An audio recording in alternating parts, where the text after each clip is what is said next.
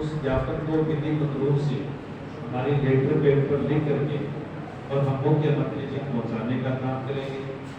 जो शासन साहब ने कहा है हम समय लेकर के मुख्यमंत्री जी से आपकी बात रखेंगे, काम भी करेंगे और आप लोगों का डेलीगेट दिलवाने का प्रयास हम लोग करेंगे। क्योंकि आप लोगों के चाहे तो सरकार है या हम लोग, हम कोई अलग नहीं, हम सब लोग भारतवासी हैं। राजस्थान के लोग हैं तो राजस्थान में रहने वाले हैं, सरकारें बनती है तो हमारी वजह से बनती है, हम लोग हमारा बनाने में सहयोग रहता है और वहां पर पब्लिक ही जीत करके जाता है, हमने से जीत करके जाता है। तो जरूर है कि हम एक दूसरे की जो समस्या है उन समस्याओं को हम लोग समझ करके उनका निराकरण करने का हम लोग प्रयास करें। और यदि हम लोग थोड़ी सी दयालुता से, थोड़ी सी कानून में स्थिरता लेकर के यदि प्रयास करेंगे तो मेरे ख्याल में हर समस्या का हल है, इसमें कोई दो राय नहीं। इसलिए हम इस पूरे के पूरे सिस्टम में आप लोगों के साथ हैं और आपकी जो भी मांग उसको आगे भिजवाने का काम हम लोग करेंगे। इसके साथ साथ निवेदन है कि राजस्थान की सरकार शिक्षा और स्वास्थ्य के क्षेत्र में विशेष काम कर रही है। स्वास्थ्य के क्षेत्र में राजस्थान में जो चिरंजीवी योजना है, आप लोग इस बात को महसूस कर सकते हैं कि चिरंजीवी योजना जैसी योजना आप गूगल पे सर्च करके देख सकते हैं कि राजस्थान के अलावा विश्व में ऐसी योजना नहीं है। विदेशों में जो विकसित देश है उसके अंदर ऐसी योजनाएं हैं पहले से, लेकिन वो महंगी बहुत, उनका प्रीमियम बहुत ज्यादा है। यहाँ लगभग 75 से 80% लोग ऑटोमेटिक इस योजना से जुड़ते हैं। जो 20 से 25% लोग जिनको प्रीमियम देकर के जोड़ना पड़ता है, मात्र 850 रुपए में 10 लाख तक का आपका बीमा, 8.5 लाख का एक्सीडेंटल बीमा, 10 लाख तक का इलाज। तो इतनी सस्ती, इतनी अच्छी योजना आज यदि किसी के भी जेब में, और आप लोग देखते होंगे कि पहले जब कोई परिजन बीमार होता था, मुंह से लेकर के हॉस्पिटल की तरफ जाते थे तो अपनी जेब संभालते थे, मेरी जेब में कितना पैसा। रिश्तेदार से, दोस्ती से कहते थे आपकी जेब में कितने पड़े हैं, मैं इनको भी ना हॉस्पिटल लेकर के जा रहा हूँ।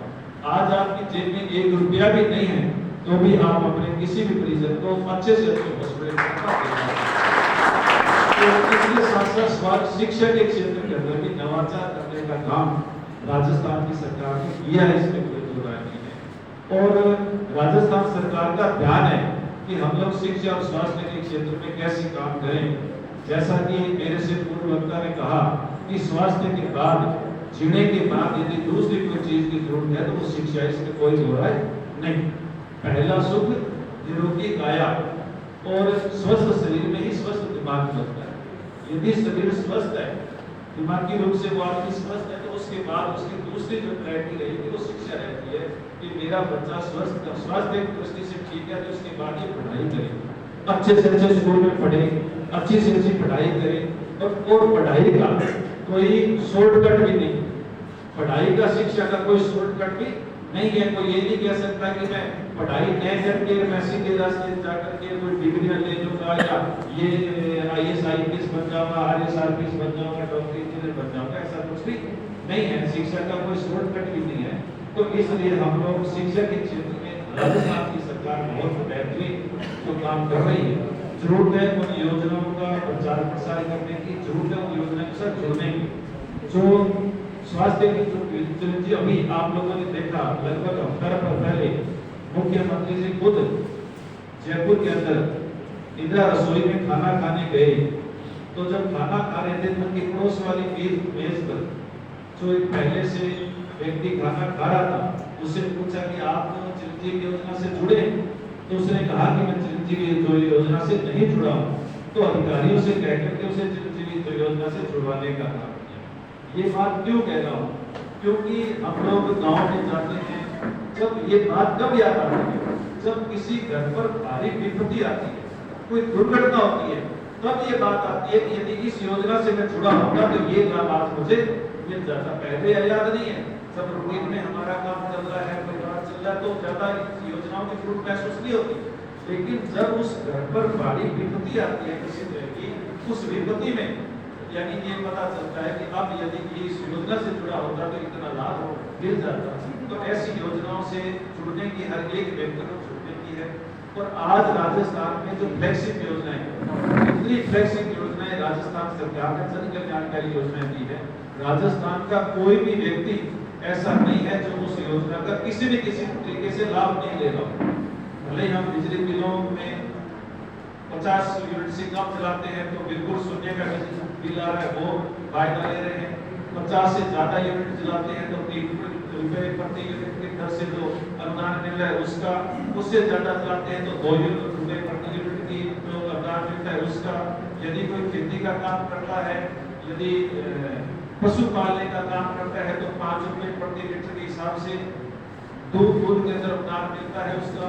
या और बहुत सारी पेंशन है जो पहले 500 की वो 750, 750 की 1000, 1000 की 1500, 15 की 100 की। आपकी जो पालनहार योजना है वो 1500 से 2500 की। तो इस तरह से बहुत सारी योजनाएं हैं जो उन योजनाओं का लाभ हर व्यक्ति किसी न किसी तरीके से ले रहा है। और आज जो इतनी अच्छी ओपीएस जो लागू की है ओल्ड पेंशन योजना, इसकी कोई मांग नहीं थी, इसकी कहीं भी कोई राजस्थान में मांग नहीं थी, कोई आंदोलन नहीं चल रहा था। लेकिन राजस्थान के यशस्वी मुख्यमंत्री जी ने इस बात को महसूस किया, जो बुजुर्ग हैं, रिटायर्ड जो पर्सन है, उनके दर्द को समझा।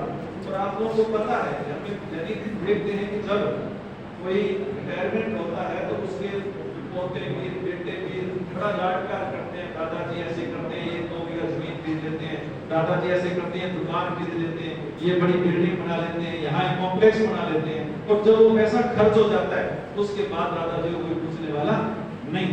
लेकिन वो पेंशन योजना यदि लागू है तो आज 30-35, 40 हजार रुपए एक सामान्य सी पेंशन सामान्य से अधिकारी को, कर्मचारी को मिलती है। और 30-35 हजार रुपए का मतलब है कि एक पूरा परिवार चलता है। तो एक पूरे परिवार चलने जितनी पेंशन यदि मिलती रहती है तो पोता भी, बेटा भी, बहुएं भी सब यानी लाड प्यार करेंगे और कहेंगे कि दादाजी जीवित ज्यादा से ज्यादा लंबे समय तक जीवित रहे ताकि ये पेंशन हमें मिलती रहे। मुख्यमंत्री हैं, उन्होंने इस तरह के बहुत ही बेहतरीन फैसले राजस्थान के किए हैं। आपके जो स्कूल शिक्षा परिवार है इसके हित में के अंदर भी ऐसे फैसले होंगे और भी काम किए जाएंगे। आप लोगों ने हमें बुलाया, मान सम्मान दिया, इसके लिए मैं धन्यवाद करना चाहता हूँ। इसके साथ साथ ये भी निवेदन करना चाहता हूँ कि आज जो माहौल बन रहा है, आज जो देश के अंदर सांप्रदायिकता का, सामाजिक सद्भाव को बिगाड़ने का माहौल बन रहा है, उसकी तरफ भी हमें ध्यान देने की जरूरत है। विशेष तौर से हम सब यहाँ क्रूजर बैठे हैं और कोई भी बच्चा है वो आपके हाथों से निकल करके जाता है तो हमें इस ओर ध्यान देने की जरूरत है कि आगे की जो मेंटलिटी है वो किधर जा रही है। हम लोग 21वीं सदी में जी रहे। 21वीं सदी का मतलब है कि